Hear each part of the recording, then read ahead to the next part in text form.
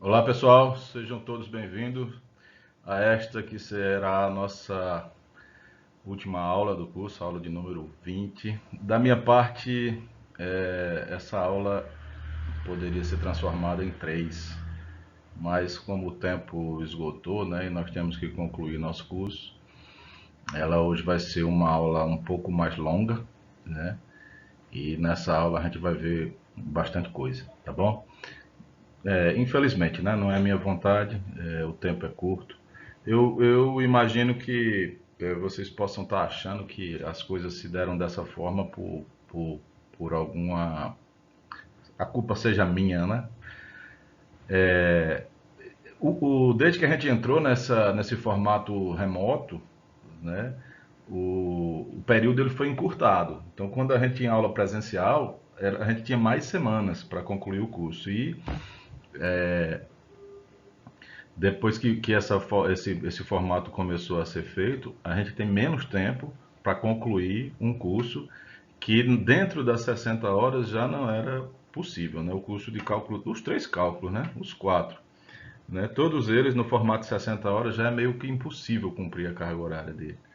E aí, encurtando mais ainda, eu tive que jogar fora as aulas de exercício e ainda tem o ponto que é crucial, que as aulas não podem ficar grandes, né? Aulas teriam que ser em 40 minutos, então não é possível concluir assim, é fazer das tripas coração, tá bom? Tem uma parte que é culpa minha, porque o período começou e eu estava de férias, então a gente começou uma semana atrasado. No meio do caminho eu me envolvi com um projeto aí e tive que dedicar uma semana abrindo mão das minhas outras tarefas para me dedicar a esse projeto. Mas, assim, são todas demandas que cabem a um professor e eu acredito que não tenha feito nada de errado, tá bom? Apesar de tudo isso, nós vamos concluir o curso com apenas uma semana de atraso e para aqueles que passarem por média ou forem reprovados direto, vocês não haverá nenhum prejuízo, estarão com a nota lançada e tudo informado ao sistema dentro do prazo. Somente aqueles que forem para a final terão suas notas lançadas via formulário e aí vai demorar uma semaninha a mais. Vocês vão se matricular no semestre que vem na forma dos ajustes, né? No período de ajustes. Tá? Eu peço perdão, continuo achando que não fui relapso, não é culpa minha, mas para aqueles que acham, me perdoe, tá bom? A gente, nas duas últimas aulas, a gente começou a falar sobre os teoremas de Green, né? E como consequência do teorema de Green, a gente viu os teoremas de Gauss e o teorema de Stokes. E aí eu falei que a generalização desses dois teoremas para três dimensões, ela é possível, né? E um conceito que está ligado para esses dois teoremas e é necessário que a gente desenvolva é o conceito assim, o que vem a ser integral de linha, se a gente tentar generalizar o conceito para três dimensões. A integral de linha continua existindo em três dimensões, como vocês viram, mas o outro conceito, que seria a evolução da integral de linha, é o que a gente chama de integral de superfície.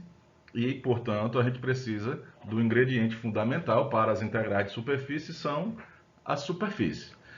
Eu sinto que é necessário falar sobre as superfícies, mas esse é um conteúdo que faz parte do curso de Geometria Analítica. É o finalzinho do curso de Geometria Analítica.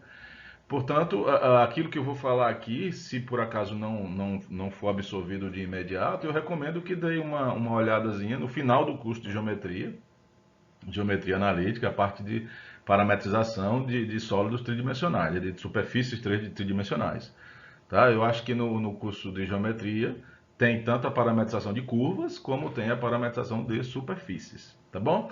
Então, veja, uma superfície a gente vai chamar de superfície parametrizada ou simplesmente superfície, é uma função cujo domínio está no R2, ou seja, tem duas coordenadas, e a imagem está em R3, tem três coordenadas. Então é uma função que leva pontos do plano em pontos do espaço.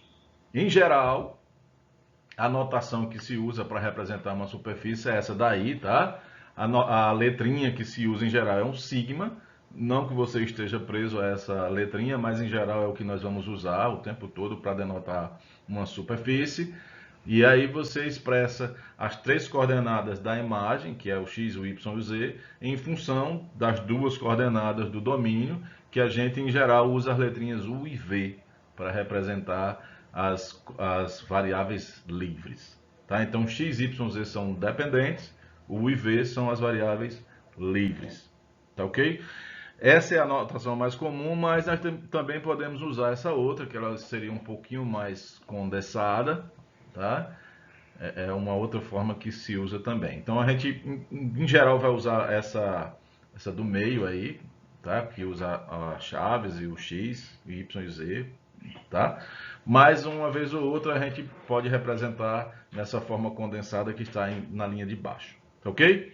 Então, repetindo, uma superfície, ela tem um domínio que é um subconjunto do R2, lá moram as variáveis u e v, então a cada ponto de lá do domínio ômega, a gente vai usar em geral a letrinha ômega, como sempre, né, para representar o nosso domínio, e aí cada ponto do domínio vai ser levado num ponto tridimensional e esses pontos juntos formam a superfície. Veja que o que a gente está chamando de superfície é apenas a imagem. Tá certo? Então, para ser mais rigoroso, a superfície em si é a imagem da função sigma. E aí a gente não vai fazer a distinção nem vai ficar chamando a atenção o tempo todo para isso. Então a gente vai simplesmente se referir à superfície sigma, quando na verdade a gente está se referindo à imagem, tá? O conjunto dos pontos da imagem, que seria o desenho, né, da superfície. Qual é a diferença de uma superfície para as coisas que a gente, para os sólidos tridimensionais que a gente já estudou até agora? Então, é como se a gente estivesse estudando as cascas. Então, você tem, por exemplo, uma esfera sólida, vista como um sólido, ela era um objeto cheio. E agora você vai ter também uma esfera vista como superfície, que será somente a casca, tá? Só a parte, né, que envolve a esfera, a casquinha, né, da superfície. Tá ok? Então, eu queria, mesmo tendo toda a pressa do mundo para concluir, eu queria repassar aqui algumas superfícies, as que vão ser mais comuns aqui no nosso curso, tá bom? E explicar como se dá a parametrização delas. Veja, essas parametrizações elas ocorrem lá no curso de GA, Geometria Analítica. Vocês, caso não aceitem o que eu estou fazendo aqui, vocês podem dar uma olhada lá, rapidamente, tá ok? Eu quero colocar aqui só porque eu acho que a maneira como eu vou colocar aqui, modesta parte, eu acho que vocês não vão encontrar em lugar nenhum. E eu acho que facilita muito a vista, né? Eu não sei, né? O único curso de GA que eu vi foi o que eu fiz lá em 1900 e antigamente. Nunca dei o curso de GA, então eu não sei como é que meus colegas fazem na hora de falar sobre superfície. No meu curso não tinha essa maneira como eu vou falar, tá? E eu acho que vale a pena, mesmo que vocês já tenham visto, então vocês podem adiantar, adianta o vídeo aí, caso eu esteja chovendo no molhado, tá ok? Então, eu quero começar a partir da esfera, tá bom? Então, veja, eu estou colocando aí no desenho a esfera sólida, tá ok? E por que eu estou colocando a esfera sólida? Porque a gente aprendeu a descrever a esfera sólida quando a gente trabalhou lá nas integrais triplas. A gente usou a coordenada esférica para descrever tanto a esfera como partes da esfera. Então, se você entendeu o descrever de objetos esféricos ou semisféricos usando as coordenadas esféricas, então você não vai ter dificuldade em representar a casca. Então, veja, imagine que você tenha sido chamado a descrever a esfera. Então você tem aí uma esfera sólida, tá? De raio R. Esse R grandão aí é fixo, tá? E aí, se você fosse chamado a descrever ela toda, sólida, cheia, usando coordenadas esféricas. Aí o que você ia dizer? Olha, usando as coordenadas esféricas, que são essas, aí você põe elas aí, tranquilo? Aí você vai dizer o intervalo de variação de cada uma das coordenadas, né? Do ρ, do φ e do θ. Aí a gente sempre, eu ensinei vocês a descrever uma lâmina, né? Começa pelo φ e pelo raio, depois você gira essa lâmina em torno do Z e aí você, né, descreve a esfera completa. Então, veja, se você lembrar, como eu fiz na parte da integral tripla, você vai dizer para mim, olha, pega o φ e gira ele de 0 até π. O raio vai variar de 0 até R. Aí eu gerei a minha lâmina sobre o plano XZ. Aí você pega o θ, que é dizendo essa lâmina vai girar do ângulo 0 até o ângulo 2π. Pronto, tá aí sua esfera cheia. Se você entendeu isso, aí veja, eu agora quero dizer o seguinte, não estou interessado na esfera cheia, eu estou interessado somente na casquinha. O que você vai fazer? Você vai pegar e vai fixar o raio. Então você vai tirar a liberdade desse ρ, ele não vai variar mais e você vai dizer, olha, o meu ρ agora é fixo. Em que valor? No raio R, R maiúsculo. Então você vai pegar, olha, fixei. Tá certo? Então se você fixou o ρ, então ele não precisa mais estar aí na descrição do ômega 2, que é o domínio da nossa parametrização, né? Vai ser o domínio da nossa coordenada esférica, tá bom? Então você vai voltar lá na escrita das coordenadas esféricas, vai tirar o ρ de lá, já que ele não varia mais, então você vai substituir pelo R. E aí no ômega 2 você apaga lá, não tem mais ρ, só tem agora o φ e o θ. E aí, como é de praxe usar, né, as letras, você pode permanecer com as letrinhas φ e θ, não tem problema nenhum. Só que o padrão, assim como nas integrais de linha, o padrão era usar um T, nas superfícies, o padrão é usar U e V. Então você vai escolher uma ou outra, tá? Você chama o φ de U e o θ de V, ou vice-versa. E aí cuidado, porque o coleguinha que está ao seu lado pode ter usado U para ser o φ e V para ser o θ, e você está usando o contrário. Então os dois estão certos, mas tá diferente a escrita. Então você vai fazer, olha, eu vou chamar o φ de U, né, e o θ de V, e vou voltar lá nas coordenadas esféricas e vou substituir cada uma. Pronto. Essa aí é a parametrização da superfície da esfera. Tá bom? Então você vai voltar e vai escrever somente isso e o domínio da sua superfície sigma o que a gente estava chamando de ômega 2 sem ter o θ. Veja, eu acho que quando eu compreendi que eu podia fazer isso, ninguém me ensinou, viu? Foi só uma... Né? Eu fui testando. E aí, se você parar e for em busca da parametrização que você tem lá no curso de GA, você vai ver que está exatamente dessa forma. Outra coisa, quando você parametriza, não existe uma única maneira de parametrizar. Então, existem várias maneiras de parametrizar a mesma coisa, e o significa que você pode encontrar uma outra parametrização da esfera que vai estar diferente dessa daí. Não significa que a sua está errada, tá? E o outro esteja certo. Como é que eu confiro, professor? A maneira de conferir se isso aí está certo ou está errado seria através de um software, né? Você pega um software capaz de desenhar, bota as equações e manda ele desenhar. E aí, se sair uma esfera e ela tiver o raio R, então você está certo. Tá ok? Então, veja, a partir de agora, né, com o curso de GA ou sem o curso de GA, você, se aprendeu coordenadas esféricas, você deveria ser capaz a partir de agora, de dizer a parametrização de uma esfera de raio R, um raio qualquer. Show? Veja. Suponha que você tem um cilindro de raio R na base e altura H. Aí suponha que nós estamos falando do cilindro sólido, o cilindro cheio. Novamente, tá? Aí, se você fosse chamado a descrever esse cilindro aí para, quem sabe, assim, usar numa integral, né, no integral tripla, aí você ia dizer, eu vou usar as coordenadas cilíndricas. Quem são as coordenadas cilíndricas? Aí você diz, x é r cosseno, o y é o r seno e z é z mesmo. Pronto.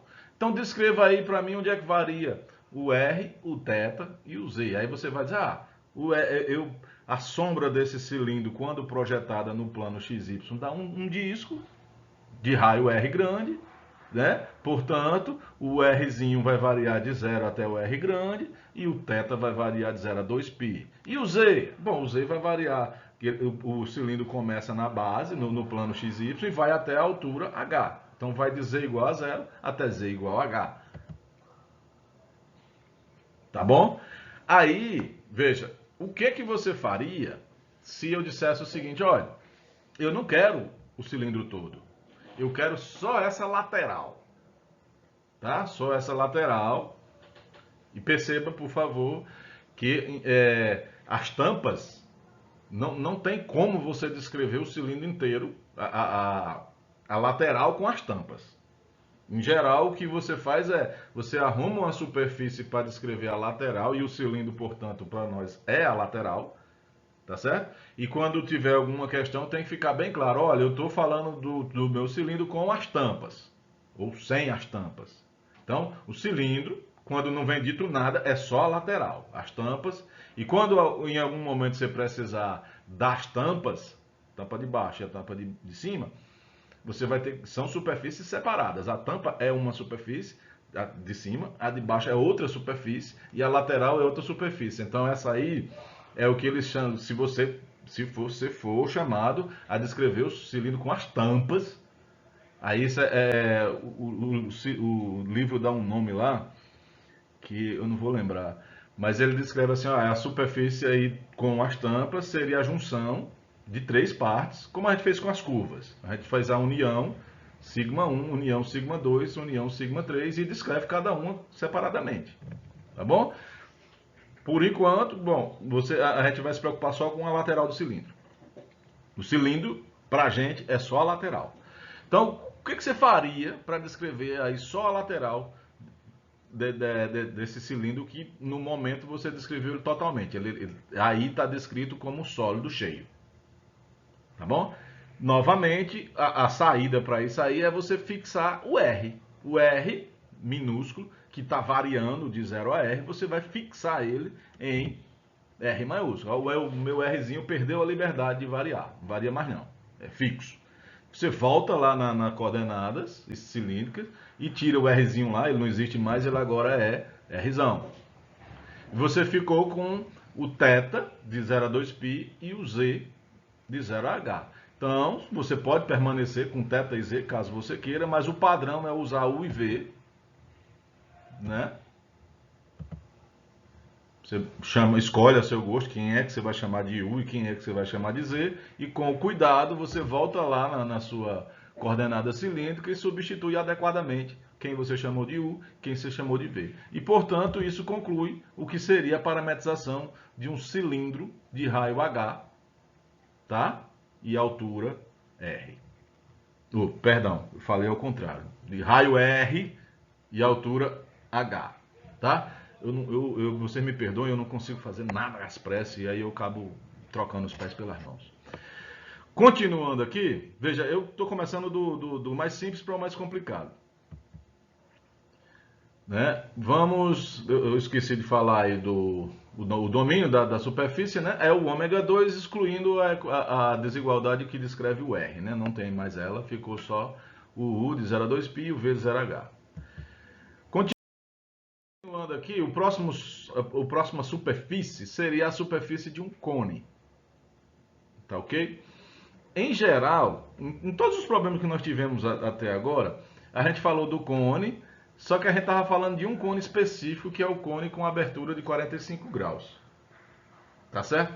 Então, como a gente está chegando no momento de descrever né, o cone de uma maneira geral, então vamos falar dele da forma geral. Então, se você pegar um cone, né, a base dele tem a raio R e a altura H, aí agora nós estamos falando de um cone qualquer.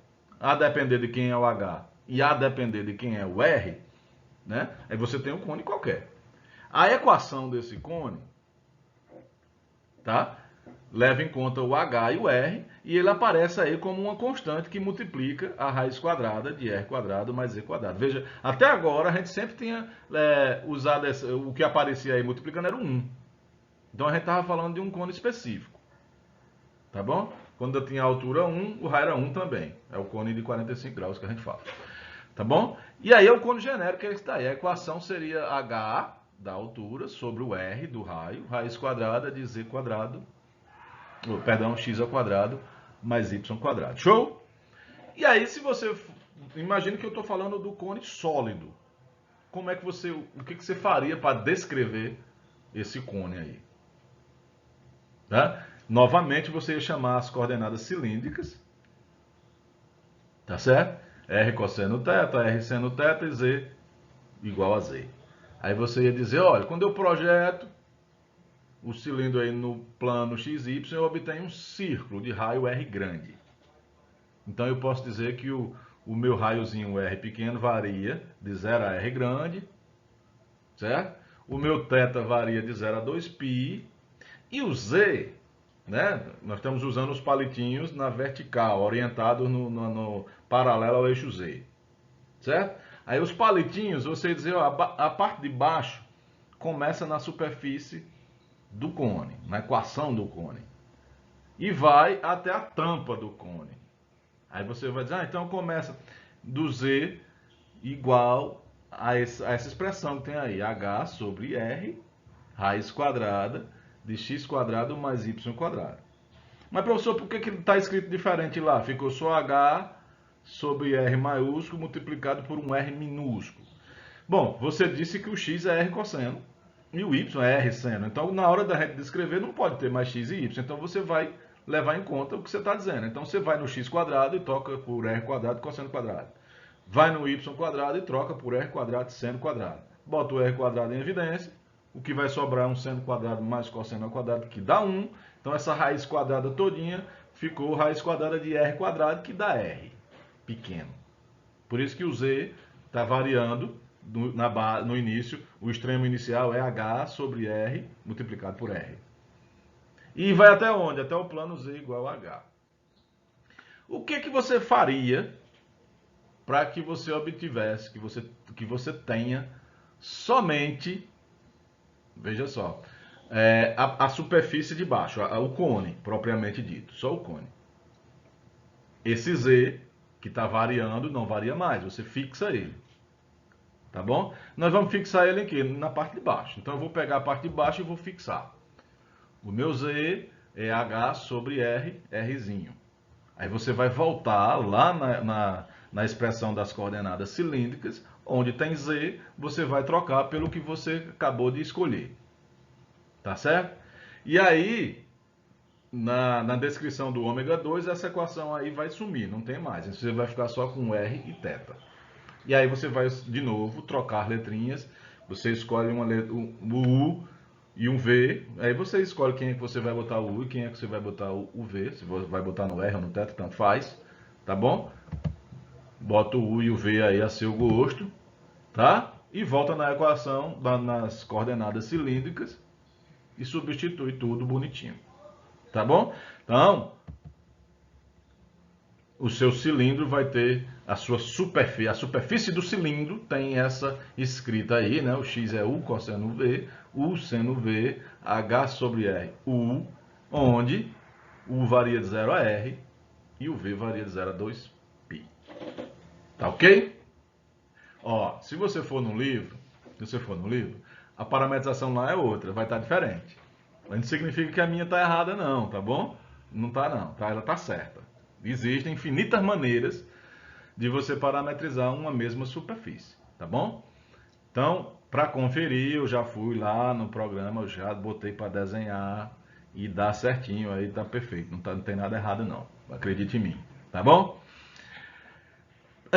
Eu não vou fazer aqui para vocês, e até aconselho que vocês façam, para ver se aprenderam o que eu estou falando.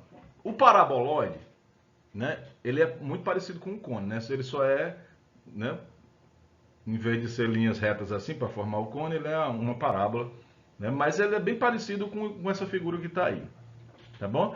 A equação de um cone com abertura qualquer, então suponha que você botou a abertura na parte de cima R, raio R, e a altura H. A equação dele seria só, essa raiz que está aí, ela desaparece, tá bom? Desaparece essa raiz. Tá? A forma de descrever o paraboloide é Z igual a H sobre R, abre parênteses, x quadrado mais y quadrado. Tá bom? Então, eu não vou fazer, eu deixo aí como exercício para ver se vocês testaram, aprenderam, como é que vocês fariam para parametrizar o paraboloide. Um paraboloide, né, com a tampa de raio R e altura H. Tá certo? Veja que vai ser idêntico o que está aí na sua tela, vai mudar uma única letrinha, um único número vai aparecer aí. Tá bom? Um único número vai aparecer aí, mas o restante é tudo igual. Tudo igual. Tá ok? Então deixa aí como exercício, tá? A próxima superfície seria o plano. O plano. Eu vou ter um exercício mais na frente, onde a gente vai ter a parametrização de um plano, então eu vou deixar lá, a gente vai trocar o pneu do carro com o carro andando, tá bom? A parametrização do plano é a mais fácil de todas, tá certo? Então, eu acho que dá para, no meio de um exercício, eu falar o que vem a ser a parametrização do plano, tá bom? Existem infinitas também, várias maneiras de parametrizar o plano, e eu escolhi uma, tá? Entre elas. Eu vou deixar para o momento do exercício, tá bom? Bom, o que eu tinha para falar sobre superfícies era isso. Então agora eu já vou passar para algumas coisas que eu posso deduzir a respeito delas e que tenha utilidade para os nossos objetivos, tá bom? Então, o que eu estou falando? Eu preciso definir o vetor normal e o plano tangente. Tá bom? Vocês estão lembrados que lá no teorema da divergência aparece um vetor normal. Então eu preciso dele. Tá bom? Uma coisa que vocês vão ver aqui que não tem como definir vetor tangente na superfície. Você vai ter um plano tangente. Você dado um ponto, se você for pensar no que seria o vetor tangente, existem infinitos vetores tangentes no mesmo ponto. Então a gente vai falar do plano, que seria a coleção completa de todos esses vetores. Tá ok? Então, imagine que você, a forma genérica da nossa superfície é essa daí, né? Uma função, domínio ômega em R2, imagem R3, e suponha que você tem um ponto, o 0v0, lá do nosso domínio, tá bom? E aí, veja, eu vou pegar uma reta, passando pelo ponto 0v0, paralela ao eixo U. Os pontos que estão sobre essa reta têm todos uma característica que é a segunda coordenada fixa, né? Todas vai ser igual o V vai ser sempre igual a V0. Eu quero calcular a imagem dessa reta toda, portanto, por isso que eu estou avaliando qual a cara dos pontos que estão sobre essa reta. Eu vou calcular a imagem genérica, eu vou fazer φ de U V0, tá ok? Então isso vai me dar uma curva, como φ, sigma de UV0, cada um dos pontos dessa curva está sobre a superfície sigma. Show? Vou fazer a mesma coisa com uma reta vertical passando por U0V0. Todos os pontos têm uma característica que é o U é fixo, vai ser igual ao zero, o V é quem varia. Vou calcular a imagem e isso vai me dar uma coleção de pontos que forma uma curva que também está sobre a superfície sigma. Tranquilo? O que eu quero com isso? Veja, o ponto onde essas duas curvas sobre a superfície, onde eles se encontram, é o ponto, né? Deixei de falar, essa curva, né, chama-se sigma de U0V. Né? Esse ponto de encontro aí é a imagem do U0V0. Né? Tá bom? O que eu vou fazer? Eu vou escolher mais dois pontos lá no meu domínio, específicos. Vou pegar, né, o 0 mais delta U, né, e a segunda coordenada é V0. E aí vou calcular a imagem desse ponto. Como esse ponto está sobre a reta horizontal, significa que a imagem dele vai estar sobre a curva que é descrita como sigma de UV0. Tá bom? É a imagem desse ponto. Vou pegar agora um terceiro ponto sobre a reta vertical. Então a imagem desse ponto vai estar sobre a curva que é a imagem da reta vertical. Tenho esses três pontos. Tudo bem? Estão me acompanhando? Eu vou criar, a partir desses 3 pontos que estão na imagem, eu vou criar 2 vetores. Tá bom? Então, um vai ser o W1, o outro vai ser o W2. Tranquilo? Tranquilo? W1, então, vai ser, né, o extremo menos o início. W2 vai ser o extremo menos o início. Tá ok? Eu espero que vocês percebam que, assim, quanto menor for o ΔU, mais próximo esses pontos estão um do outro, né?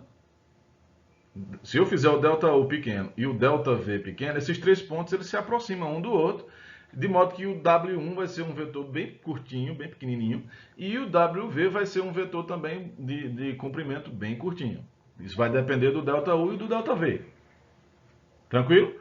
De modo que eu espero que vocês percebam que à medida que o ΔU vai a zero, o W1 se aproxima de um vetor que é tangente à superfície.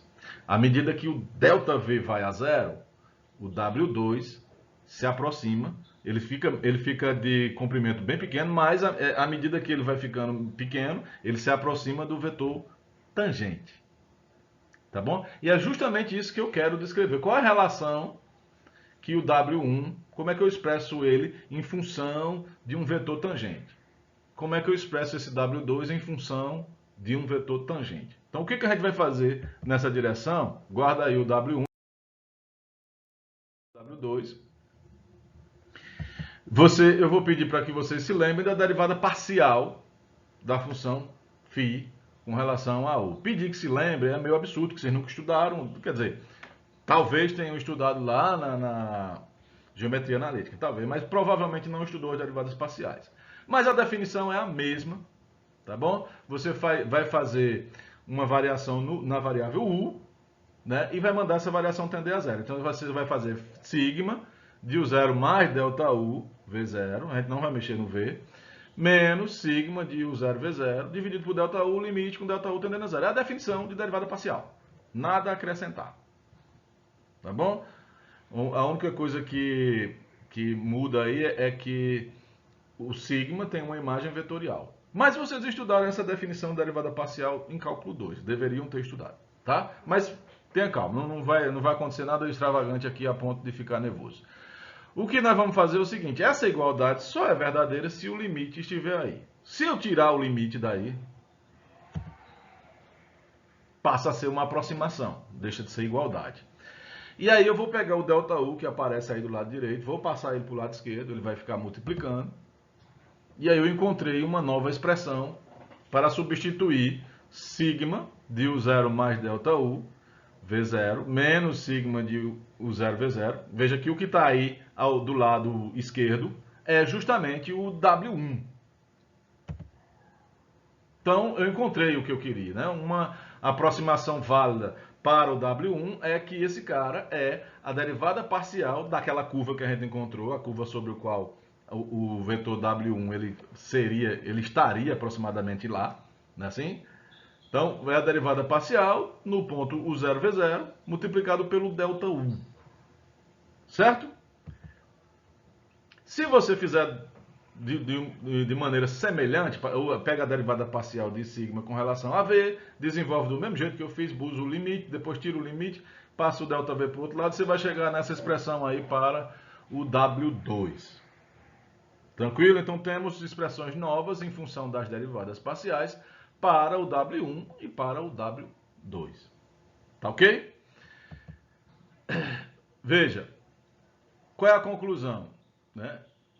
A derivada de sigma com relação a U e a derivada de sigma com relação a V, elas são vetores, né, por favor, eles são tangentes à superfície, tá bom? Tá ok? Não importa o tanto que o ΔU vá para zero ou não, tá? Mas o que vai aparecer relacionando aí o W1 com o ΔU é sempre a derivada parcial, as derivadas parciais. Tá ok? Então, a conclusão é que as derivadas parciais em si, elas são tangentes à superfície. Naquele ponto, o 0V0, que é onde você está calculando as derivadas parciais. Tá bom? E aí, como eu quero calcular o vetor normal, eu vou pegar o produto vetorial desses dois vetores. A gente já sabe, né, que quando você faz o produto vetorial, o que você tem é um vetor que é ortogonal ao mesmo tempo aos dois que foram envolvidos nesse produto vetorial. Não é assim? Dado GA. Então, as duas derivadas parciais, elas são tangentes, portanto, elas moram no plano tangente. E o vetor normal vai ser ortogonal elas duas ao mesmo tempo. Então basta eu fazer o produto vetorial que eu achei o vetor normal. Veja como é simples achar o vetor normal de uma superfície num determinado ponto. Só basta você calcular as derivadas parciais, fazer o produto vetorial, você tem o vetor normal. Tranquilo?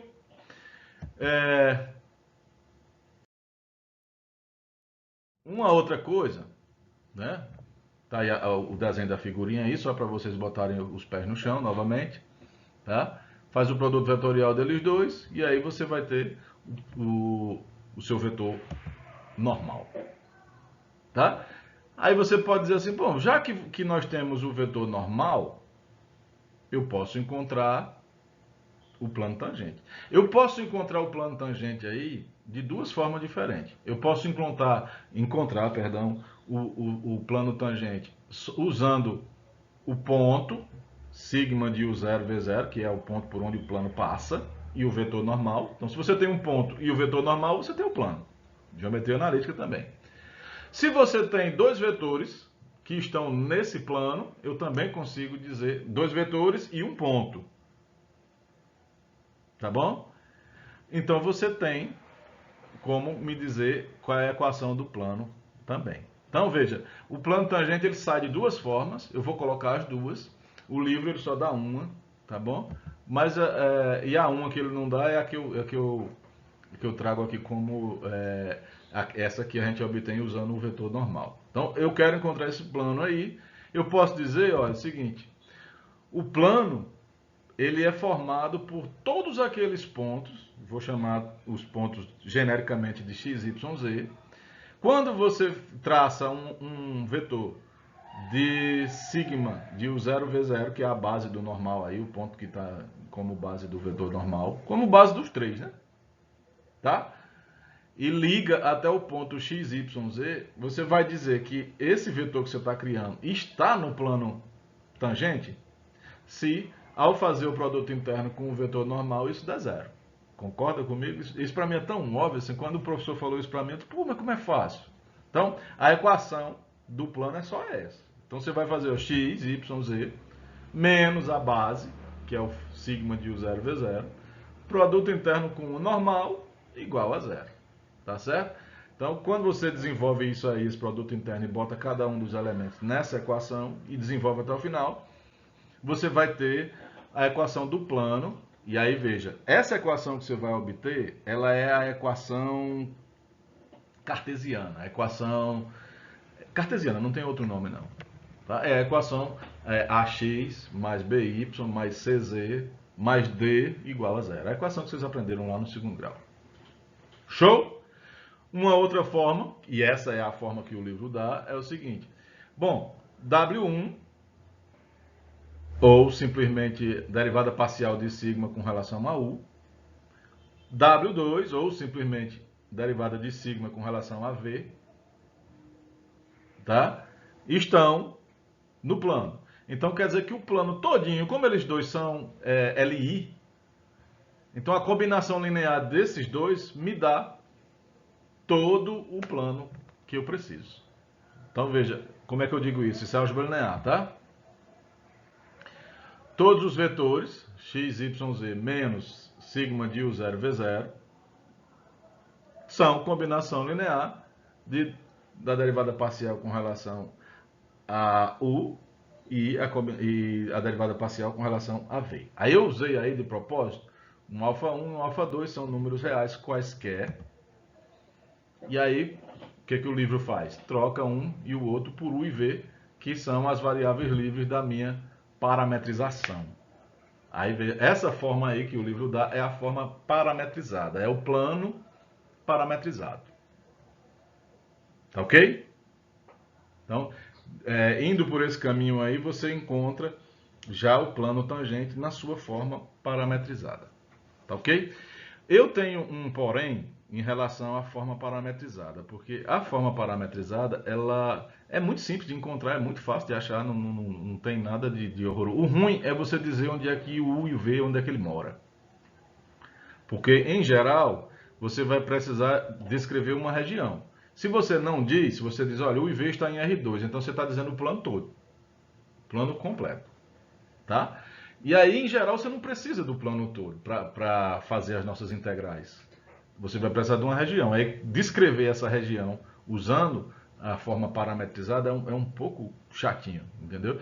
Enquanto que essa outra forma que está aí, cartesiana, o que a gente vai fazer para parametrizar é a maneira óbvia. Você vai deixar o x livre, o y livre e coloca o z em função de x e y. E aí, como é que eu sei onde é que mora o u e o v? O u é o x, o v é o y. Então, se você sabe dizer onde é que mora o x e o y, você sabe dizer onde é que mora o u e o v. Simples assim. Então, essa é a maneira mais simples, mais banal. Calma aí, que nós teremos um exercício envolvendo isso. Tá ok? Então, veja, sabemos a partir de agora calcular o vetor normal e calcular o plano tangente. São dois elementos essenciais para os dois teoremas que nós vamos. Eu não vou trazer a demonstração aqui, é fora do que é possível para a gente, mas eu vou enunciar os dois teoremas e envolve essas duas ferramentas, esses dois objetos matemáticos. Tá ok? Bom, seguindo adiante, a próxima ferramenta que nós teremos é uma maneira de calcular a área. A área, olha só, nós temos superfícies e o natural é se perguntar assim, qual é a área dessa superfície? E veja que é uma pergunta ousada, já que nossa superfície tem formatos bastante genéricos, né? Então nós falamos aqui de esfera, falamos aqui de cilindro, falamos aqui de cone. Lá no segundo grau você aprendeu a calcular essas áreas. Em geral você planificava seus objetos, mas tem objeto que não dá para planificar. A esfera, por exemplo, é horrível de não tem como planificar. O paraboloide, não tem como planificar. O cilindro você abre ele feito uma lata de óleo, vira um retângulo e aí fica fácil, né? O cone tem como você cortar, abre ele que nem um chapeuzinho de festa de aniversário, tem como você calcular a área pensando como se ele fosse um setor circular. Então, mas tem outras coisas que não dá para planificar e recorrer ao conhecimento da geometria bidimensional. Tá? E aí vem a área de superfície através de... Vocês vão ver que o que vai acontecer aqui é um integral que vai aparecer na brincadeira, tá? Integral dupla, tá ok? Então suponha que você tem, vamos começar novamente, de uma superfície, domínio 1 ômega em R2, imagem R3 e o 0V0 qualquer lá do seu domínio ômega, tá ok? Como é que a gente procedeu? Veja, o que nós vamos fazer aqui é bem parecido com o que a gente fez lá na integral dupla, quando a gente estava tratando de mudança de variável. A única diferença que vai acontecer aqui é que lá na mudança de variável você tinha uma função que era de R2 para R2. E aqui você tem uma função que é de R2 para R3. Mas é exatamente a mesma coisa que vai ser feita. Nós vamos fazer uma malha e por isso eu vou ser um pouquinho mais rápido aqui nos detalhes, tá? Porque vocês já viram várias vezes. Você vai ter uma malha, eu não vou falar aqui novamente nada, seja P uma partição do intervalo, nem estou falando aí do intervalo onde o U mora, nem o intervalo onde o V mora, vou pular. Tá? Então suponha que você fez aí, criou essa malha, e aí você vai pegar um retângulozinho qualquer, vamos chamar de RIJ, e eu estou preocupado, né? Esse RIJ, a área dele é ΔU multiplicado por ΔV. Na direção do U, você tem I intervalos. Na direção do V, você tem J intervalos. Estão lembrados? É a mesma coisa, tá? Aí você vai calcular a imagem desse retângulo. A imagem desse retângulo vai nos dar uma coisa que a gente chama de retalho. Esse retalho está sobre a superfície. Tá bom? Eu estou interessado em saber a área desse retalho. que está sobre a superfície. E aí, vocês vão se lembrar, por favor, não vou fazer novamente, né? Uma das laterais eu posso aproximar pelo W1, que a gente calculou há pouco tempo, W2, que a gente calculou há pouco tempo, W1 e W2 a gente aprendeu que está relacionado com as derivadas parciais, e esse retalho, se ele for bem pequenininho, eu posso dizer que ele aproximadamente, né, seria um losango, e com o produto vetorial em norma, calculando a norma do produto vetorial, eu teria a área desse retalhozinho aí sobre a superfície. Show? Então eu vou trazer a aproximação de W1 usando as derivadas parciais, e dessa vez eu não posso deixar o ΔU de fora, eu preciso dele, o ΔV também, tá ok? E aí, veja como é que vai ficar essa área, trazendo cada coisa para o seu devido lugar, né? O ΔU e o ΔV, a princípio, estão dentro da norma. Como eles são valores positivos, eles sairiam em módulo. O módulo ΔU é ΔU, o módulo de ΔV é ΔV, então saem sem necessidade de módulo. Tá ok? Aí, veja, como é que eu faço para ter a área da minha superfície? Você vai percorrer cada um dos retângulos lá da nossa malha do conjunto ômega, tá? Para cada um dos retângulos, você vai ter uma imagem, um retalho sobre a superfície. Aí tem aquela história, né? Tem os retângulos que estão fora, né? Os retângulos que estão fora, tanto o W1 como o W2 vai ser zero, portanto você vai ter retalhos de área zero, então não vai influir em nada. Tá bom? E aí você vai percorrer todos os retângulos lá do domínio ômega, né? Vai fazer o I variar, né, em todos os intervalos, de 1 até N, né? O J vai variar de 1 até N. Os retângulos na horizontal e na vertical. Percorre todos, tá ok? E vai somando cada um dos retalhozinhos. E aí você vai ter uma aproximação para a área total da sua superfície. Vou trazer aí, né, a área do sigma IJ para dentro desse somatório duplo, tá ok? Para essa aproximação deixar de existir e passar a ser uma igualdade, você vai lançar aí um limitão, como a gente já fez várias vezes, vai fazer o ΔU e o ΔV irem a zero. Quem é ΔU? Né? É o maior dos ΔUI. Né? Quem é o ΔV? É o maior dos ΔVJ. Lembra aí o que a gente fez lá na integral dupla, tá bom? Mesma coisa. Esse limitão que tem aí na sua tela é uma integral dupla, né? O U e V moram dentro do conjunto ômega, tá certo? Então a conclusão é, eu tirei o 0V0 da brincadeira, ΔU virou DU, ΔV virou DV, então você tem uma integral dupla da norma, né? Desse produto vetorial aí. Aí esse produto vetorial ele não tem para onde correr. Você vai ter que ficar com ele de um jeito ou de outro. Tá bom? Lembram o que aconteceu lá na integral dupla? Esse cara aí vira um fulaninho chamado jacobiano. E esse jacobiano teria uma matriz, né? 2 por 2. Aqui, veja que não seria impossível falar de uma matriz para representar esse camarada aí, se bem que você, para calcular o produto vetorial, você recorre a um determinante de uma matriz.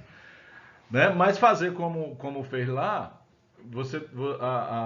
você caía numa matriz 2 por 2 porque você estava mudando de variável de duas dimensões para duas dimensões. Então, né, quando a gente foi para a integral tripla, virou uma matriz 3 por 3. Por quê? Porque era uma mudança variável de 3 dimensões para 3 dimensões. Aqui, a função sigma que descreve a superfície, ela poderia ser entendida como se fosse uma mudança de variável, mas é uma mudança de 3 dimensões para 2. Você está abandonando x, y, z e indo para u e v. Tá certo? Então por isso que essa norma aí não tem como eu trocar ela por uma matriz bonitinha e vocês vão ter que ficar com ela aí. Pronto. Essa expressão que você tem na sua tela é a área da superfície. Tá ok? Da superfície sigma. Pronto, acabou-se. Se você aprendeu integral dupla, você sabe calcular a área. Isso é uma fórmula. É uma fórmula. Você pode apagar tudo que eu falei até agora, menos a parte das superfícies, tá bom? E aí, como é que você vai... Eu te dou uma superfície e peço para você calcular uma área. O que você vai fazer? Né? Você vai ter que encontrar primeiro a parametrização dessa superfície. Tendo a parametrização, você vai encontrar as parciais, as derivadas parciais, vai fazer o produto vetorial, vai calcular a norma, vai jogar aí nessa integral dupla e show, acabou-se. Tranquilo? Nada mais a dizer a respeito de área de superfície. É uma integral dupla.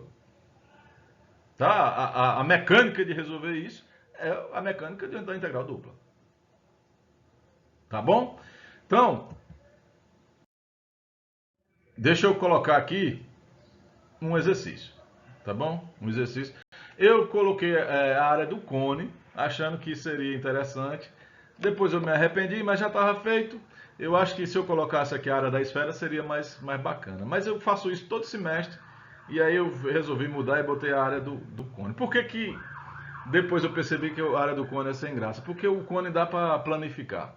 Né? E aí você já... Mas vocês vão ver que usando a integral, isso que a gente acabou de aprender, serve e vai chegar no mesmo resultado que vocês conhecem lá do segundo grau, tá bom? Só que assim, não é o indicado, né, usar uma integral dupla para calcular a área de um cone, né? A integral dupla, ela vem para você calcular a área de coisas que você não pode planificar. Se você pode planificar e cair em regiões simples lá do plano, então usa a geometria 2D e tchau. Não precisa, né, usar um canhão para matar formiga. Tá ok? Então veja, suponha que você tem aí o cone, a gente já viu como é que a equação de um cone genérico. Também já vimos qual é a parametrização, não vou repetir, né? Tá? Volta aí o vídeo até lá o ponto onde a gente parou. Então, estou com a parametrização. O que nós precisamos? A derivada parcial. Então você vai pegar a derivada parcial de sigma com relação a u. Então ela tem três coordenadas, é o dx du, dy du, dz du. Tá ok? Então quando você faz dx du, fica só o cosseno v. Dy du fica o seno v. Dz du fica só o h sobre r. Aí você vai para a derivada parcial, né, com relação a v. Aí você usa seu conhecimento novamente sobre derivadas parciais. Tá ok? Calculei. Vocês vão devagarzinho aí. Calcula agora o produto vetorial dessas duas coisas. Eu não vou ensinar a calcular o produto vetorial, mas espero que vocês saibam. Você vai fazer uma matrizona, vai por I, J, K. Na segunda linha você põe o primeiro vetor, que é o sigma, a derivada parcial com relação a U. Na terceira linha você bota a derivada parcial com relação a V, calcula o determinante, tá? Em módulo.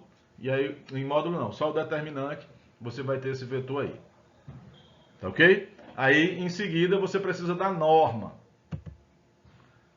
Faz a norma aí a norma vai ser a raiz quadrada, da primeira coordenada ao quadrado, mais a segunda ao quadrado, mais a terceira ao quadrado. Faz tudo isso aí, tá? Estou colocando só as respostas, acreditando que vocês vão fazer. Vocês vão fazer essas contas aí.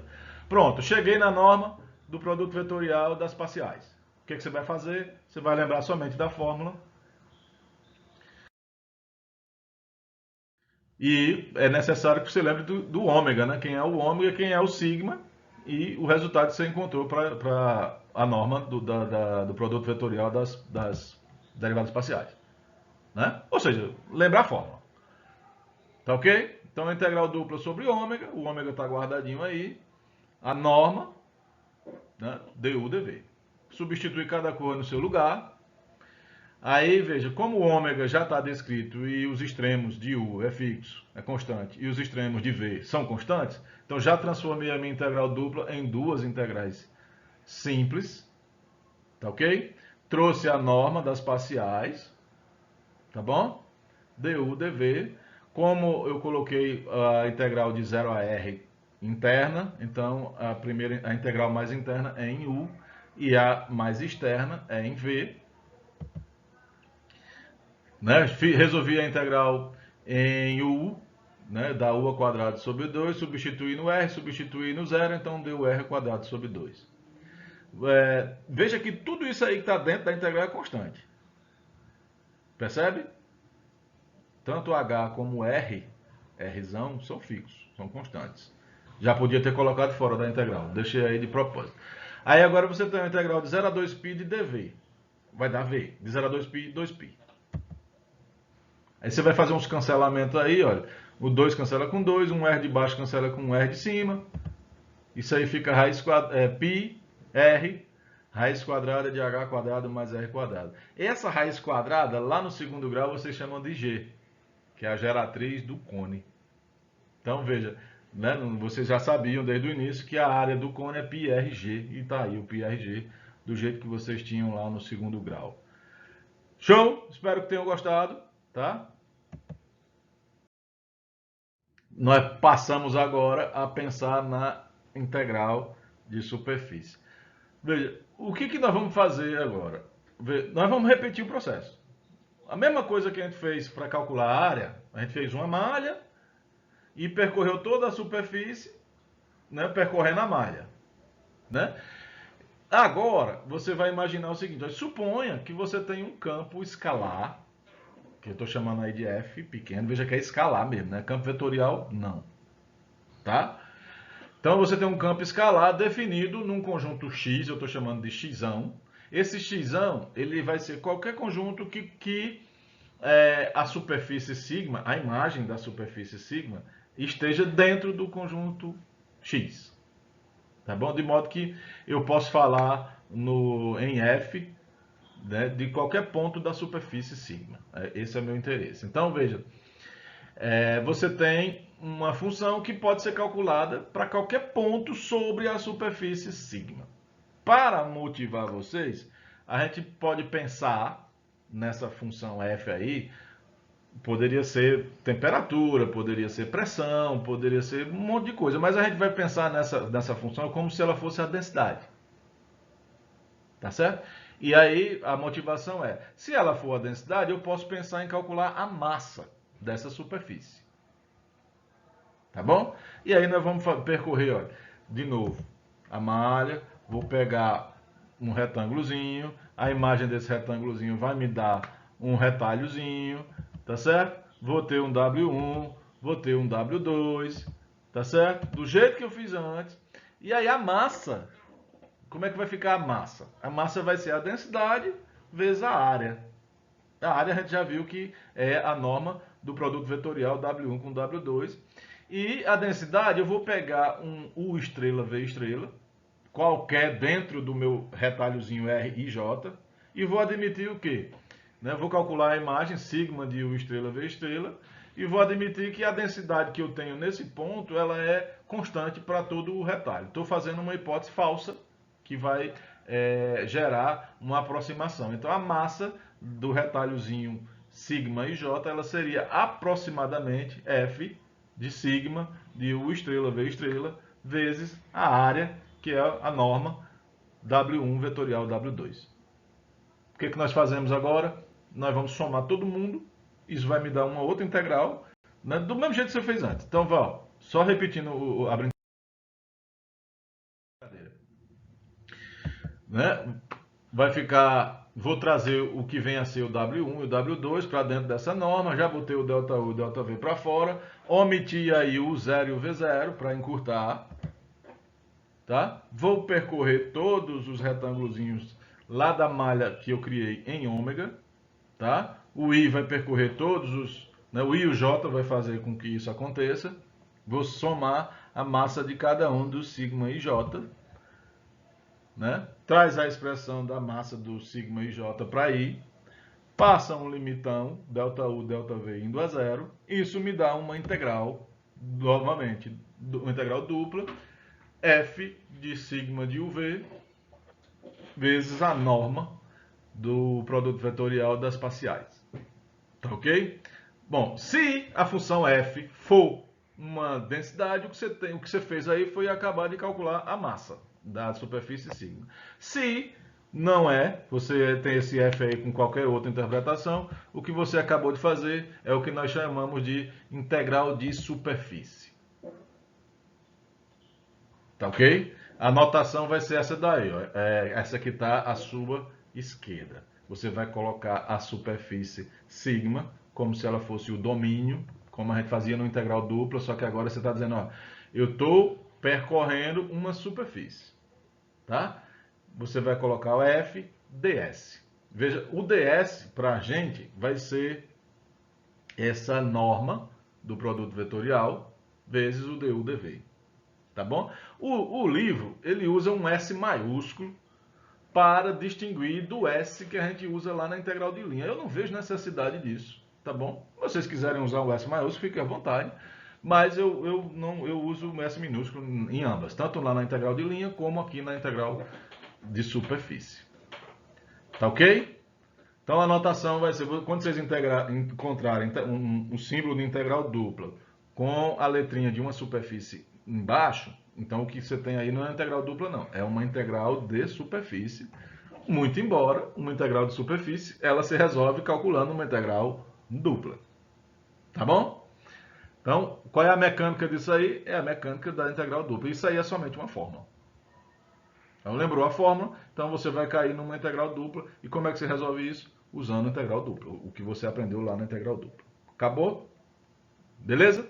Aí, só para não dizer que eu não falei das flores, se, voltando para a interpretação, se o F que está aí for a densidade, então, se o F, se o F for identicamente igual a 1, nós voltamos para a área.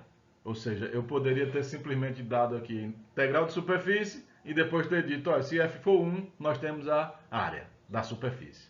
Tá? Mas, em geral, se faz dessa forma e aí eu preferi assim, eu acho que assim é mais didático. Tá ok? E aí, veja, a integral de 1, né, ficou a integral com o símbolozinho, integral de superfície de 1 ds. Vai ser a área de sigma. Tá bom?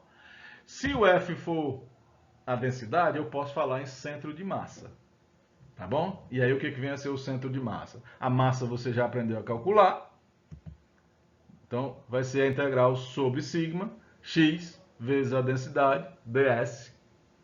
E aí segue o padrão, tá? Para o x, o y e o z do centro de massa. Mesma coisa, mesma fórmula que você viu em todos, né? Centro de massa, é como se fosse um padrãozinho tabelado. O que vem a ser o momento de inércia? O raio ao quadrado vezes a densidade, ds. Quem é o raio? Para falar em momento de inércia, você tem que ter a sua superfície girando em torno de um eixo. Você vai calcular a distância de cada um dos pontos para o eixo. E aí isso vem a ser o raio ou distância. Né? Tem livro que usa um d quadrado. Eu prefiro usar um r. Cuidado. Eu já vi... quando você usa esse Rzinho aí no momento de inércia, tá?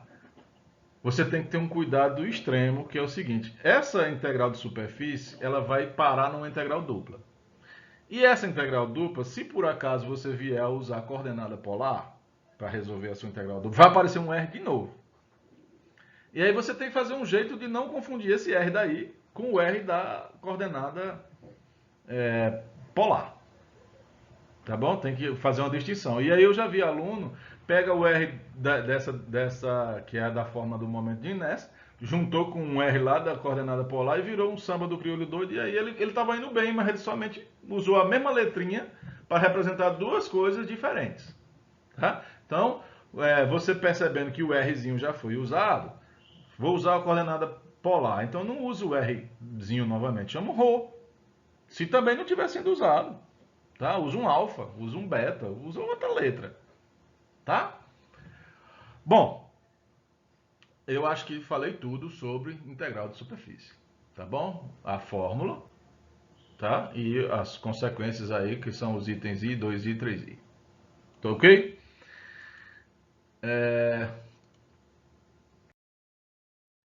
Vamos... O que vem agora? Um exemplo. Tá bom?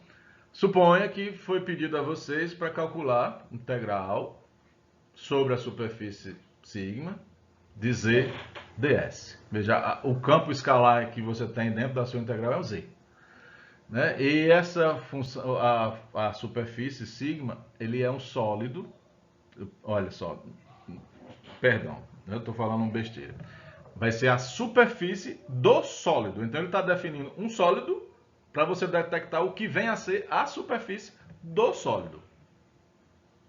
Tá bom? Então o que ele está dizendo para você, olha, você tem um cilindro, x ao quadrado mais y ao quadrado igual a 1, e um plano z igual a 0, que é a parte de baixo, e o plano z igual a 1 mais x, que é a parte de cima. Então veja, se ele está falando que a minha superfície é a fronteira desse sólido, então eu estou falando da lateral e das duas tampas. Tá bom? Porque, né, é a superfície do sólido. E aí ele está falando do sólido, tá bom? Então veja, desenhando o sólido, você vai ter três, né? A tampa de baixo, a tampa de cima e a lateral. Tá ok? Então essa superfície completa, tá? Ó, pessoal, eu aconselho o seguinte: se não ficou claro, você pergunta para o professor.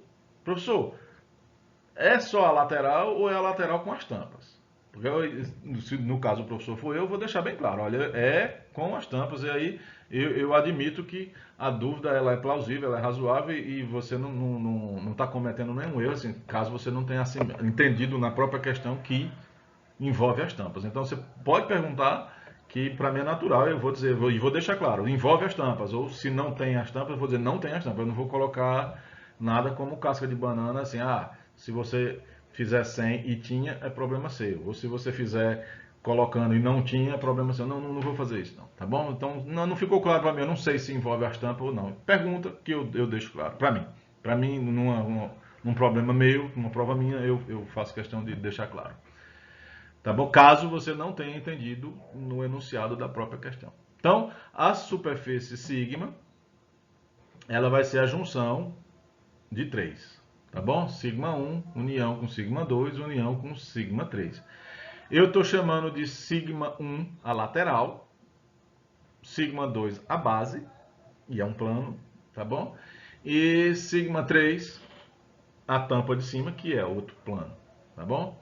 Aí veja só, sigma 1, que é a lateral, a gente já aprendeu a parametrizar usando coordenadas cilíndricas. Só que, né, a nossa variação tinha uma tampa em cima que era paralela à tampa de baixo. Então a gente vai ter que adaptar o que acontece com a variável u, tá bom? Que é o z. Então, o u ele vai variar da tampa de baixo, que é 0, até a tampa de cima. A tampa de cima, em coordenadas cartesianas, é 1 mais x. Tá certo? Então você escreve 1 mais x. Só que eu não posso usar mais x. O x foi embora. O que você vai fazer? Você vai trazer o x que você disse que era. Quem é o x do sigma 1? Né? O cosseno de v? Não é isso? Então você traz aí, por isso que o u ficou variando de 0 até 1 mais o cosseno de v. Show? E aí o v, 0 a 2π, como a gente fez com todos os outros, todos os demais. Tá ok? Sigma 2.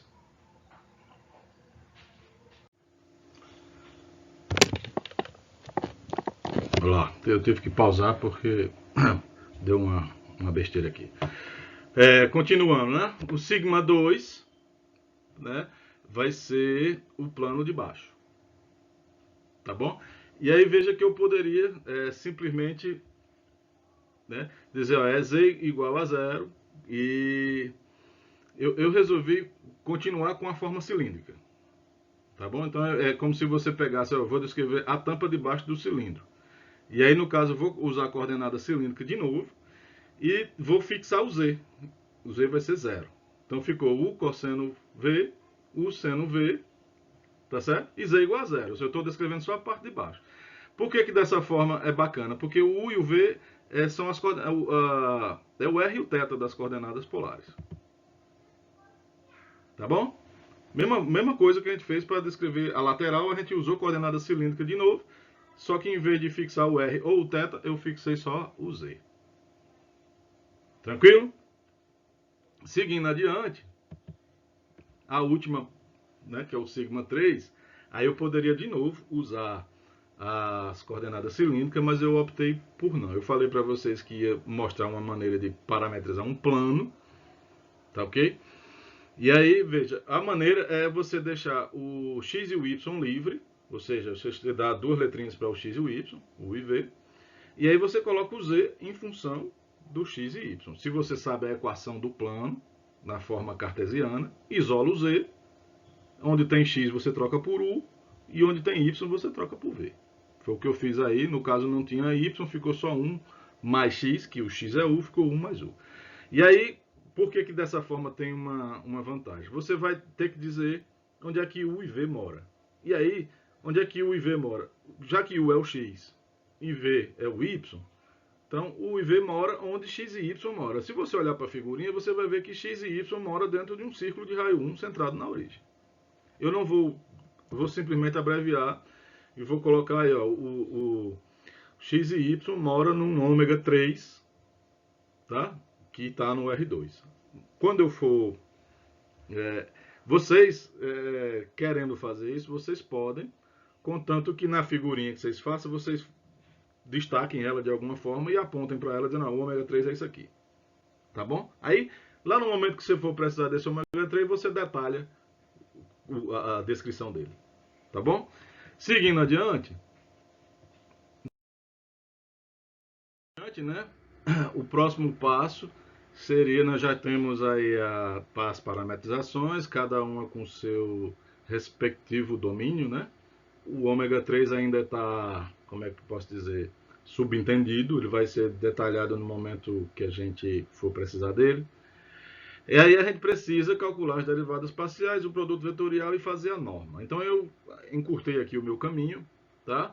Fiz isso para o sigma 1. Veja, eu calculei a derivada parcial do sigma 1 com relação a u, calculei a derivada parcial com relação a v, fiz o produto vetorial, depois eu calculei a norma e isso deu 1. Tarefa de vocês conferir isso aí, tá bom?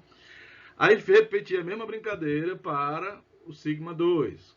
Calculei a parcial em u, a parcial em v, fiz o produto vetorial, fiz a norma e o resultado deu u. É para vocês fazerem também. Por fim, a sigma 3, eu fiz a derivada parcial, a mesma coisa, as duas derivadas parciais, o produto vetorial, calculei a norma e deu raiz de 2. O motivo de ter escolhido essa sigma 3 usando a parametrização da forma diferente, u, v e 1 mais u, foi justamente por conta dessa norma aí. Eu fui adiante com a escolha de parametrizar via coordenadas cilíndricas e essa norma aí aparece uma expressão grande, aconselho até que vocês façam. Quando eu vou jogar isso na integral, a integral fica absurda, fica uma integral difícil, e aí eu dei um passo para trás e refiz a minha parametrização, tá bom? Isso é uma coisa que vocês vão aprender com a experiência, tá bom? Você tem superfícies que são fáceis de parametrizar de duas maneiras. Então você tem a escolha, eu vou parametrizar assim, vai dar uma integral, eu vou parametrizar assim, de outra forma, dá outra integral. Então, com o tempo, você aprende a ter uma noção assim de escolher, tá bom? Não espere que num primeiro momento você já vai olhar e vai cair na parametrização ideal e vai cair na integral mais simples. Não é assim, tá bom?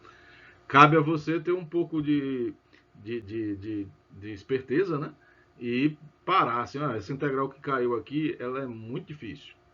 Eu vou voltar aqui um pouquinho para trás e ver se eu não teria outra opção para cair numa mais fácil. Óbvio que você só vai poder fazer isso em casa, né? Testando e fazendo exercício. Na hora da prova, já seria bom você ter uma manhãzinha, qualquer que fosse. Show?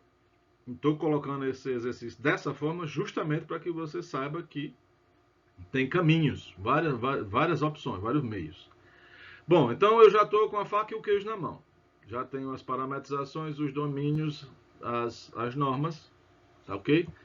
E aí, né, a integral de z ds em sigma vai ser igual à integral de z ds em sigma 1, mais a integral z ds em sigma 2, mais a integral de z ds em sigma 3. Então você vai trazer para cada uma dessas integrais o z da parametrização e a norma do produto vetorial das parciais. Então, como é que isso vai ficar? pedir a vocês que lembrem-se, ou então volta o vídeo aí e anotem o Z de cada uma das parametrizações, né? De sigma 1, sigma 2 e sigma 3, tá bom? Indo para a primeira integral, né? O Z é igual a U. E aí o domínio ômega 2, você vai ter que voltar lá também. Perdão, ômega 2 não, é o ômega 1, tá? Vai de 0 a 2π, o V, e o U vai de 0 a 1 mais cosseno de V. Né? Como esse extremo aí, 1 mais cosseno de V, ele é variável, então essa integral tinha que ser mais interna, você não poderia colocar ela externa, tá bom? É a mecânica da integral dupla, não esqueçam disso, tá ok? A outra integral, você vai se recordar aí que o Z é zero, portanto essa integral todinha dá zero, a do meio, a integral em sigma 2. Tá bom? E aí eu vou passar para a integral em sigma 3. Lembra-se quem é o Z. O Z é 1 mais o cosseno de U. Tá ok? Aí você vai trazer a norma do produto vetorial das parciais, que a gente calculou e deu raiz de 2. Veja aí, a integral ficou bonitinha, ela não ficou tão feia. E é chegado o momento da gente lembrar quem é o ômega 3, que é aquele disco unitário centrado na origem, tá bom? E aí, veja, eu vou encurtar aqui também, né, o meu caminho. Essa primeira integral aí você resolve bonitinho, vou deixar por conta de vocês, dá 3π sobre 2. E essa segunda integral aí você vai lembrar que o ômega 3 é o disco, então você usa coordenada polar, tá? Chama U de R cosseno θ e o V de R seno θ, o θ de 0 a 2π, e o raio de 0 a 1, você vai chegar à conclusão que isso daí dá raiz de 2π. E acabou a brincadeira, tá bom? Então, veja, é um processo longo, mas não tem nada difícil, né, nas integrais de superfície. Tudo volta para a integral dupla, desde que o seu problema maior vai ser encontrar a parametrização.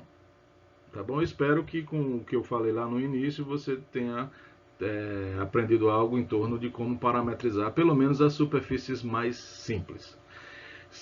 Eu não vou colocar, não é do meu feitio fazer isso, mas assim, se eu pensasse em colocar algo que não foi colocado aqui, eu daria.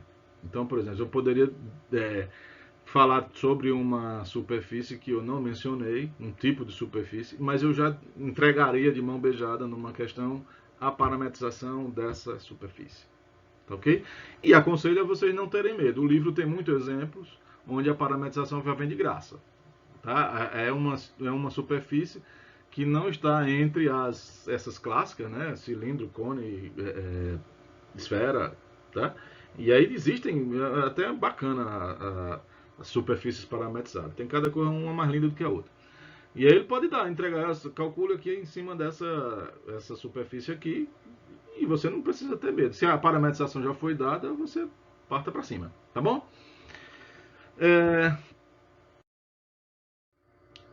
Pagando aqui minhas dívidas, tá? A primeira coisa é o fluxo. Suponha que você tem agora uma superfície, tá? Domínio ômega em R2, imagem R3, e agora você tenha um campo vetorial, tá? Vou usar um F maiúsculo.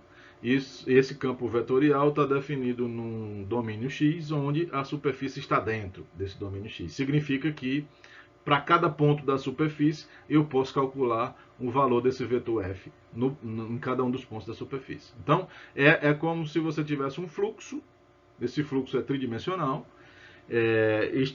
esse fluxo está passando pela sua superfície. Então, esses vetores que você destaca sobre a superfície não são todos os vetores do fluxo, são somente aqueles que estão passando pela superfície. Tá bom? Aí uma coisa que a gente não dá para... Lá na integral de linha, a gente teve a integral de linha para campos escalares e a integral de linha para campos vetoriais. Veja que aqui não tem como ter essa possibilidade da integral de superfície para campos escalares, foi o que a gente fez, e é a única, tá bom? Não dá para ter a integral de superfície para campos vetoriais. Por que que não dá? Porque quando a gente fala integral de campo vetorial, você faz o f produto interno com o vetor tangente. E aí, numa superfície, você não tem vetor tangente, você tem um plano tangente, porque, né, tem infinitos vetores tangentes, e aí fica difícil dizer em relação a qual seria esse produto interno. Então, não dá para fazer integral de superfície de campo vetorial. De campo vetorial, tá certo? Tá bom? E aí vem, então, professor, por que você está falando de um campo vetorial? Porque nós vamos fazer o seguinte, eu vou definir um campo escalar a partir desse campo vetorial. Qual é? É o que Gauss fez, né? Bom, em cada ponto da superfície eu posso calcular esse campo vetorial. Beleza? Beleza. E em cada ponto da superfície eu posso também calcular o vetor normal. E o vetor normal é único. Único não, né? Existe uma infinidade também, mas todos eles estão paralelos e a gente vai normalizar para que eu possa então falar de um único. Mesmo assim, ainda não é único porque eu posso ter um apontando para lá e um apontando para cá. E nós teremos dois. A gente vai fazer de uma forma que a gente vai reduzir essa infinidade de possibilidades a dois. Um para lá e um para cá, mas todos na mesma direção. Tá ok? Então, eu vou pegar em cada ponto, vou calcular o produto interno desse vetor f com o meu normal. Isso me diz, olha, qual é a componente de f que está na direção do normal. Esse valor, que vai ser um número, um escalar, me diz qual é a influência do campo para mover um ponto que está sobre a superfície, na base do vetor, na direção do normal. Se ele ajuda ou não ajuda. E aí eu vou percorrer toda a minha superfície, calculando todos esses produtos internos, e vou somar. Né? Eu vou fazer uma integral de superfície, né? ds. Veja que é ds, ó, tá? Então é f interno n ds. Essa conta aí se chama fluxo. Essa integral, f interno n ds, é nada mais, nada menos do que o fluxo do campo f através da superfície sigma. Né? Também se chama vazão. Tá ok? Quando você, por exemplo, você tem uma barragem, aí você tem aquela água lá presa, e aí você tem, vamos supor, uma portazinha que é no formato circular. Aí quando você abre aquela portazinha no formato circular, a água começa a passar. Tá certo? Então a sua superfície seria aquele disco plano. O campo vetorial seria o fluxo da água. E aí você teria como calcular o fluxo do campo vetorial F através daquela superfície. Então, a unidade, a medida que você encontra, o valor que você vai encontrar nessa conta, ele tem o significado dele é de vazão, é de velocidade. Ele vai te dizer como se você estivesse calculando uma velocidade. Qual é o fluxo? Quantos litros d'água estão passando por ali por segundo? Então é assim que eles sabem quando abre uma comporta quanta água está passando por ali, por aquela turbina, tá bom? Fluxo ou vazão, como queira chamar. Né? Em geral a gente usa o termo fluxo. Tranquilo? Aí, esse vetor n, que é o normal, a gente passa a calcular ele. A gente já sabia calcular, né? É o produto vetorial das parciais. E aí você vai dividir pela norma, né? Aí ele se tornou unitário. Aí o coleguinha pode ter parametrizado de uma outra forma, e mesmo ele fazendo essa fórmula, pode ser que o seu aponta para um lado e o dele aponta para o outro lado. Mas o que pode acontecer é só esse. Um aponta para um lado e outro aponta para o outro. Então, não é necessário que você esteja padronizado qual é, se é o de lá ou é de cá. Você pode escolher um, contanto que você tenha uma noção. Ó, esse meu que eu escolhi, ele aponta para cá e quando você encontra o resultado dessa integral com valor positivo, significa que há uma vazão positiva nessa direção. Então há vazão. O fluido está correndo nessa direção. Se você encontrou um valor igual a zero, significa que o fluido por aqui não está passando. tá certo? E se você encontrou um valor negativo, então se o normal aponta para ali, e você encontrou um valor negativo, significa que o fluido não está indo nessa direção, ele está indo exatamente no contrário. O valor que você encontrou é uma quantidade no sentido contrário. Tá bom? Então, você não se preocupa se o coleguinha tem o normal dele é o outro. O que você precisa dizer, ó, o meu é esse, e nesse sentido aqui é tanto. Essa interpretação que você tem que ter. Tá bom? E aí, se o coleguinha usou o outro, o que você está chamando de positivo, lá no dele vai ser negativo. Porque o sentido dele é o contrário. Se o seu deu negativo, o dele vai dar positivo. Então, um vai dar o contrário do outro. Tá bom? Uma observação é, essa integral aí, ela é definida para qualquer superfície, tá bom? E aí você vai usar o seu conhecimento a respeito da integral de superfície, como é que essa conta vai ficar, né? Só esclarecendo, tá? Você vai usar o seu conhecimento a respeito de integral de superfície. Como é que isso fica? A função aí, no caso, é f interno n. Você vai trocar isso por uma integral dupla. No domínio da superfície sigma, que eu estou chamando aí de ômega, vai ficar f de sigma, o normal no ponto sigma, sigma de UV. Aí, uma coisa que é bacana que fique claro é, esse normal, embora você tenha uma norma na parte de baixo, do mesmo jeito que aconteceu lá no fluxo para a integral de linha, do mesmo jeito que você só vai colocar indicado, não vai fazer, você não vai precisar calcular essa norma, você vai deixar só indicado, porque quando você for para a integral de superfície, olha, vai cancelar. O ds traz uma norma também, e aí você vai cancelar um com o outro. Então o que você vai precisar é somente o produto vetorial das parciais, porque a norma em si vai ser cancelada. Tá bom? Então não perca tempo com isso na hora que você for calcular o normal. Calculou as parciais, o produto vetorial, indica a parte de cima, as três coordenadas, e embaixo você não calcula a norma não, você coloca só a indicação. Porque o que vai aparecer embaixo vai ser cancelado com a outra norma que vem do DS. Show? Bom, e agora sim, pagando minhas dívidas,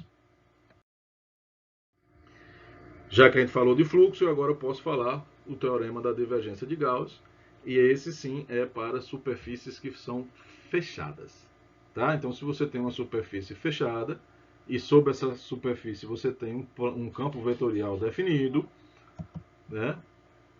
O teorema de Gauss ele diz, é exatamente a mesma forma que você tinha lá na integral de linha, integral sobre a superfície, f interno n, ds, vai ser, né, a integral tripla, aonde?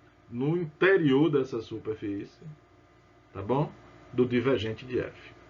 Tá? Eu indiquei aí o interior como um sigma com um pontinho em cima, tá? Para dizer, ó, é o interior da minha superfície. No teorema da divergência, ele escolhe um vetor n, o normal, apontando para fora. Então, quando a superfície é fechada, faz sentido, tá? Você falar em normal exterior ou normal interior. Normal exterior é o normal que aponta para fora e normal interior é o normal que aponta para dentro. Ok? Então, o teorema da divergência de Gauss, ele usa o produto, o vetor normal para fora.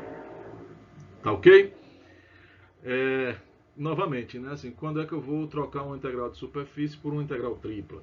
Então, é as mesmas conclusões, as mesmas observações que eu fiz lá na integral de linha, né, no teorema da divergência de Gauss. Isso só vale a pena quando o divergente for algo muito bonitinho, muito bacaninho, principalmente se ele for zero, e quando o interior da curva não, da superfície sigma for um objeto muito simples, muito fácil também. Tá bom? O teorema de Stokes, você vai ter uma superfície aberta agora, né, sigma, não é superfície fechada, é uma superfície aberta, superfície qualquer. Só que você tem assim, ela tem uma borda. Essa borda vai ser uma curva, tá bom?